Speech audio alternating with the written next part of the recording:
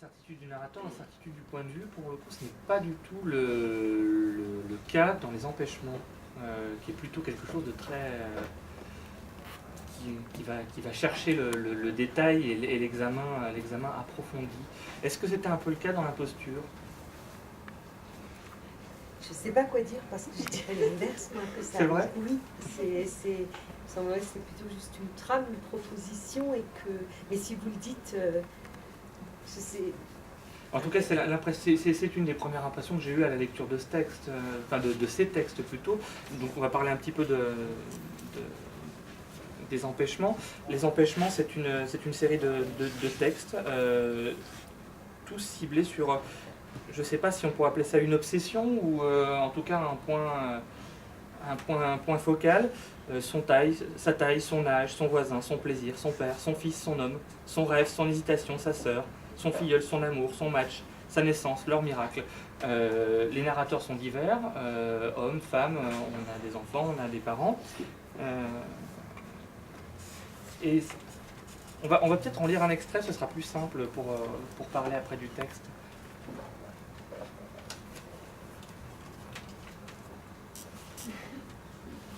Son homme. Avant, les hommes n'existaient pas. Dans sa vie, il n'y en avait pas. Pas de père, et pas non plus de mari de sa mère. Aucun frère. Et du grand-père, il ne restait que le nom. C'était comme ça. Que des femmes, des sœurs et des amis. Sans hommes, parce qu'ils n'existaient pas. Sauf pour faire du malheur et des enfants. C'était ce qu'on disait. Et sa vie se passait, comme un peu à l'écart, en se passant des hommes. Dans celle des autres, souvent, ils étaient là. Elle se demandait à quoi ça servait, mais sans le demander. Avant la question, il y avait déjà le malaise. Elle voyait bien que ça pouvait servir, mais à quoi? Toujours pas. Ailleurs, parfois, il y avait des hommes, presque comme des dieux, et des femmes qui semblaient croire en eux. Mais il existait aussi des hommes presque comme des tyrans, une sorte de fatalité, et des femmes qui semblaient faire avec, parce que sans, c'était pire. Dans tous les cas, il fallait s'en méfier, ne pas trop s'en approcher, insistait sa mère, sous peine de misère ou de complications. Chez les autres, elle devinait qu'il y avait des choses à faire avec les hommes, des choses de plaisir, à en être heureuse, qui se disaient entre deux portes ou sur l'oreiller. Et ça, c'était difficile à comprendre. Alors elle oubliait, parce que chez les autres, ça ne la regardait pas. À l'école, pourtant, il y avait des garçons. Elle les trouvait un peu bêtes ou embarrassants. Elle ne savait pas trop. Ils sentaient mauvais et poussaient des petites voitures avec des mots qui n'étaient pas des mots, des fureurs avec des postillons et des bruits pour rien. Elle observait la maîtresse, admirait son courage de s'approcher d'eux sans s'arrêter à l'odeur, de se fatiguer à leur remplir le crâne. Elle pensait qu'elle ne serait jamais maîtresse. Elle rentrait chez elle et on n'en parlait pas, ni des garçons ni des hommes, ou seulement pour dire des choses comme on n'en a pas besoin. Sauf sa mère, pour refaire sa vie, ou bien une bêtise, alors qu'elle était déjà passée par là, qu'elle savait ce que c'était, et malgré tout, elle voulait recommencer. Elle avait peur pour sa mère, d'autant plus que c'était difficile de trouver des hommes. Ça ne courait pas les rues, seulement les femmes. Et les femmes, ça voulait pas qu'on les court, ça voulait d'autres choses, comme de l'amour. Et c'était difficile à trouver. L'amour, on ne savait pas trop ce que c'était. Ça dépendait des hommes et des femmes. Certains, ça leur tombait dessus, et d'autres le cherchaient sans rien trouver. Elle n'arrivait pas à comprendre. Tant pis. Mais quand même, connaître un jour un homme, pourquoi pas? Et l'amour, peut-être. Toujours cependant, les mots de sa mère se pressaient dans sa tête, se méfier des hommes. Et toujours aussi, elle avait la preuve du contraire. Sa mère avec des hommes, qui passaient des heures à se plaindre au téléphone avec ses amis de leur comportement, et des soirées à pleurer quand ils disparaissaient de sa vie. Et au lycée, plus tard, il y avait encore des garçons, sans leur petite voiture, mais toujours les mêmes, qui parlaient carrosserie, caressaient des cylindres. Qu'aurait-elle pu partager avec eux? Sa mère avait peut-être raison. Il ne fallait pas chercher grand-chose par là-bas. Mais elle voyait bien que les garçons espéraient quelque chose des filles. Certains rôdaient autour d'une robe, d'une taille, comme des faucons prêts à s'agripper. D'autres allaient et venaient, comme par hasard, l'air de rien, et rêvaient d'effleurer une chevelure, d'embrasser. Parfois il y en avait un, plus précis que les autres, qui s'approchait d'elle, lui tournait autour, un papillon. Et le chasser d'une main, cela ne suffisait pas. Il fallait y mettre des formes pour ne pas le blesser. Mais le pire, c'étaient les impatients. Des garçons haut perchés sur leur suffisance, persuadés que d'un geste brusque ou d'un bobard, ils arriveraient là où ils voulaient en venir, et où elles n'avaient pas envie d'aller. Alors elle les repoussait. Et quand elle rapportait le mépris chez elle, tout le monde était bien d'accord. Les garçons ne méritaient pas ça. L'oubli, c'était encore mieux. Pourtant, l'oubli, ce n'était pas si facile. Parce que parfois, une fille se suspendait au bras d'un garçon, et lui s'accrochait à son cœur. Ils semblaient tenir fermement l'un à l'autre, à croire que c'était possible des choses comme l'amour. Mais non. Après venaient des complications, et elle n'en voulait pas. Les garçons étaient toujours là, presque des hommes maintenant, un peu plus grands, un peu plus sérieux, et certains avec des mots qui semblaient vrais, qu'elle était belle, qu'il fallait les croire. Ce n'était pas facile non plus. D'y croire ou pas, ce n'était pas pareil. Comme quelque chose qui pourrait arriver et après quoi? Elle ne savait pas, et voulait quand même essayer de le savoir, sans le dire à sa mère. Ou essayer quand même un peu de lui dire, d'amener un garçon à la maison, et faire comme si c'était par hasard, et rêver d'être heureux ensemble. Rêver que dessous les hommes, il pouvait y avoir de la volupté, et pas seulement des tracas, qui ne venaient pas, mais qu'elle attendait. Et toujours chez elle, sa mère disait que celui-ci n'était pas pour elle, tellement bête, ou celui-là, si compliqué qu'il la rendrait bientôt folle. Alors elle attendait, la folie, qui ne venait pas. Ou bien si, une douce folie, comme un vertige dans les bras d'un amoureux à ne rêver que de lui, qui ne venait pas, à se prendre à rêver de tout vouloir avec lui, toute une vie, déranger son esprit et ranger ses affaires, puis entendre sa mère lui dire que de ranger les affaires d'un mari, c'est pas une vie. Et comme elle souhaitait avoir une vie, elle ne veut plus rien entendre des hommes, ni de sa mère, qui ajoute qu'avec un tel caractère, jamais personne ne voudra vivre avec elle. Et elle qui ne sait plus quoi faire, de rien, ni d'elle, ni de sa vie, seule ou pas. Comment choisir, avec ou sans les hommes? À quoi servent-ils, à part faire des ennuis et des commentaires? Mais ils sont toujours là, malgré tout, dans sa vie qui n'en a pas besoin. Elle se sent misérable avec son besoin d'eux quand même, et ses doutes. Comme une folie, à y penser de plus en plus souvent, comme si elle cherchait les ennuis. Elle les regardait de très près, y voir une promesse, à se regarder en eux et s'y voir en princesse. Elle veut les biffer, tirer le rideau, fermer les yeux sur eux, mais elle les garde bien ouverts. Et un jour elle le voit lui, alors tout commence. Par rapport à ce qu'on disait avant le texte, en fait, la lecture m'a permis de resituer ce que je voulais dire.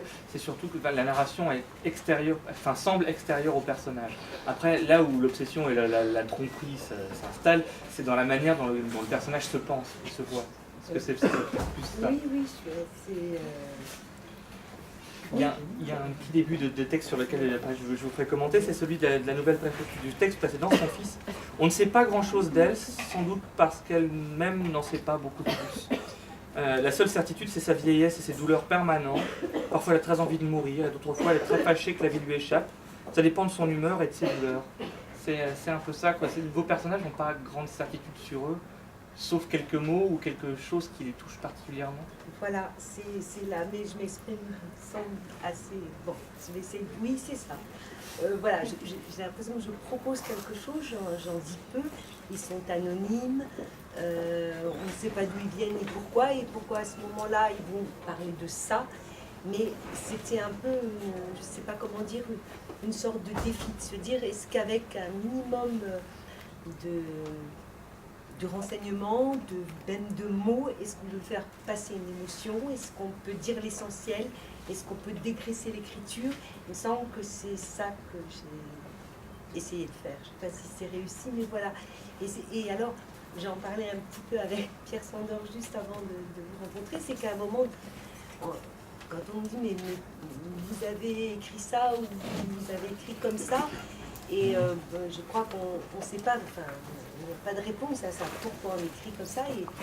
Et Pierre Sandor disait justement, c'était une coïncidence dans le fois je l'avais entendu dire, je crois qu'au final, vous me dites si je déforme, on écrit le livre que nous-mêmes nous souhaiterions lire. Et moi, je n'avais jamais pensé en ces termes-là.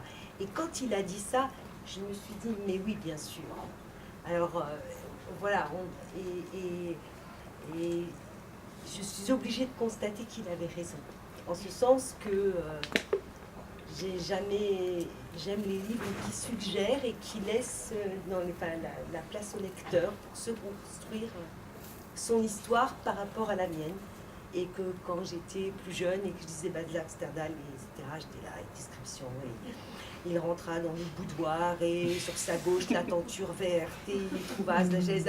Et moi j'étais là, allez, vas-y. Et je crois que c'est profond et voilà. Et il y a quelque chose qui fait que il faut que j'aille à voilà, l'essentiel d'un sentiment, d'une problématique, d'une obsession, de je ne sais pas quoi. Et voilà, et c'est au lecteur de s'en emparer. Donc là, on a vraiment le dégraissage intégral de la lecture balsacienne. Ce sont des textes à chaque fois très courts et effectivement, dont avec quelques impressions, on arrive à percevoir, ne serait-ce qu'un personnage. Littérature de la certitude, là, dans le rapport à soi-même, dans le rapport au corps, il y a quelque chose de très charnel aussi. Il y a le rapport au plaisir, le rapport à l'autre, et quelque chose. Et encore une fois, c'est là où je ne peux pas m'empêcher de voir que la dernière goutte, mais on va peut-être pas. Christophe pourra peut-être nous en reparler après aussi, est assez homogène dans ces thématiques, c'est que on part sur une sans doute de la famille, notamment dans le texte. Le texte, son fils, son père, parle d'un. Je vais essayer de retrouver pour vous lire encore le début, encore une fois, parce que les débuts sont très incisifs et amènent tout de suite le propos. Il vient d'être nommé directeur, il va appeler son père, il ne pourra pas s'en empêcher. Pareil pour le poste de directeur, il n'a pas pu s'empêcher de le vouloir. Il se sert un verre de cognac et il ne le veut pas non plus, mais il le fait. Il est directeur et déçu. Et bon, on reste dans des choses encore très joyeuses. Mais c'est ce rapport sur comme si tout se dérobait, et notamment ceux qu'on a tendance à considérer, au moins socialement, comme la stabilité. Soi-même, son image dans un miroir ou sa famille. Moi, je ne sais pas si noir que ça. Non. Ça s'appelle les empêchements. En fait, donc, quand une nouvelle, moi, je ne sais pas, ça pourrait être un roman, en tout cas, c'est le même thème. Et les empêchements qu'on a tous, comme je crois, enfin, si quelqu'un, voilà. Et c'est, me semble-t-il, de là que tout part, c'est le nœud de ce que nous sommes, de notre rapport aux autres et au monde aussi. Parce que voilà. Et vous savez, je bégaye, il n'en sort pas nécessairement, il peut en sortir de grands élans et de belles choses aussi. Oui, c'est vrai que j'en ai rajouté un peu dans la noirceur, puisqu'en plus la nouvelle qu'Elsa a lue finit bien. Voilà, c'est noir et en même temps, voilà, parfois, je sais pas, noir n'est pas toujours noir. Non, puis ça parle beaucoup de désir aussi, oui. Donc c'est pas forcément noir à chaque fois. Puis il y a un texte notamment qui part dans un délire érotique assez drôle finalement. Donc oui, je trouve assez drôle. Je sais pas quel est ce texte. Si, on l'a mis dans le recueil finalement. Non, si je puis me permettre, je crois qu'en plus dans la noirceur, il y a aussi un jeu avec ça, quoi, hein. C'est-à-dire qu'il y a dans quel que soit le texte, hein, j'entends, mais c'est vrai que dès que ça devient de la littérature, la bonne littérature, c'est possible, je trouve que la noirceur n'est plus que de la noirceur, quoi. Il y a aussi une forme je pense, de jubilation, en quelque sorte, avec ces personnages ou ces idées en place, quoi, et à jouer avec. Tu mets les mots sur ce que j'essaie de dire en répétant noir depuis le début de la soirée. C'est vraiment mieux formulé. C'était le projet d'origine, encore une fois, ou c'est quelque chose qui s'est développé, dont on se rend compte à mesure qu'on construit le catalogue de la maison? Mais je crois que pour tout éditeur, il y en a d'autres dans la salle, je crois que le catalogue parle mieux de ce que voulait faire l'éditeur que l'éditeur lui-même. Maintenant, je suis là, donc je parle de mon catalogue, mais la noirceur, l'absurdité de certains textes, la causticité, l'acidité, tout ça c'était voulu parce que c'est tout simplement l'ambiance, les thèmes, les préoccupations qu'on a et qu'on a envie de retrouver dans les livres qu'on publie. L'étincelle d'origine venait d'un texte complètement absurde et grinçant et assez noir dont je parlais tout à l'heure, cette pièce de théâtre. Et finalement, tout le catalogue se construit comme ça. C'est pour ça que j'espère en tout cas qu'il y a une certaine cohérence. Tu as eu la gentillesse de le lire. Il y a une certaine cohérence dans le choix des textes, dans le choix des écritures, que ce soit des écrivains français, francophones, que ce soit des écrivains d'Amérique du Sud ou d'Europe de l'Est ou même d'Europe du Sud. Mario Rocchi, dans son livre Casa Balboa, c'est pas noir, c'est grinçant, c'est extrêmement drôle si on aime ce genre d'humour à la Bukowski et John Fante. C'est vraiment méchant même parfois, mais il y a quand même derrière une forme de jubilation, comme disait Frédéric, parce que la littérature, c'est pour nous